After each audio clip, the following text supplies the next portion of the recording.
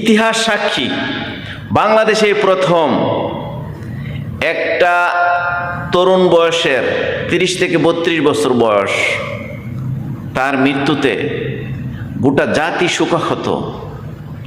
গোটা পৃথিবী, প্রত্যেকটা সংবাদ মাধ্যমে ওসমান হাদির এক কলাম কোনো না কোনো সাংবাদিক লিখতে হয়েছে।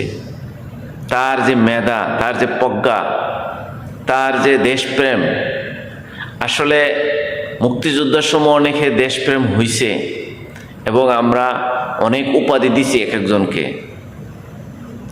এই পর্যন্ত বাংলাদেশের ইতিহাসে দুইজন ব্যক্তির মৃত্যুতে এত লোক সমাগম হয়েছে বাংলার ইতিহাসে।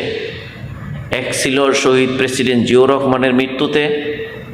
আমরা তখন ছোট ছিলাম, আমরা কিন্তু শুনছি লোক সমাগমে ইতিহাসে বলতে চাচ্ছি যে শহীদ প্রেসিডেন্ট জিয়াউর রহমানের পরে বাংলার ইতিহাসে ওসমান হাদির জানাজায় এত মানুষের সমাবেত হয়েছে এবং ওসমান হাদি মৃত্যুবরণ করে নাই।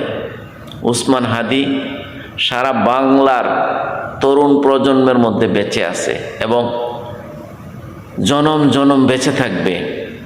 ওসমান হাদির যে তার প্রজ্ঞা, তার যে মেধা, তার যে দেশপ্রেমিক, সারা বাংলার তরুণ প্রজন্মে এক জ্বলন্ত উদাহরণ হয়ে থাকবে আজীবন। যুজন যুজন ওসমান হাদি।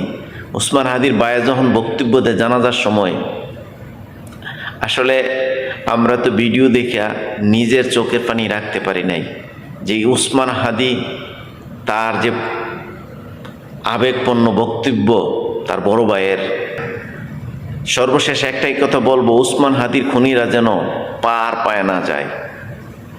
এক ওসমান হাদি মৃত্যুবরণ করছে, লক্ষ কোটি ওসমান হাদি এই বাংলার জমিনে জন্ম হবে এবং প্রত্যেকে ওসমান হাদির ফেলোসি ধারণ করবে আমার বিশ্বাস। আসলে মানুষ মৃত্যুবরণ না করলে তার পিছনের যে আত্মত্যাগটা কেউ উপলব্ধি করতে পারে না।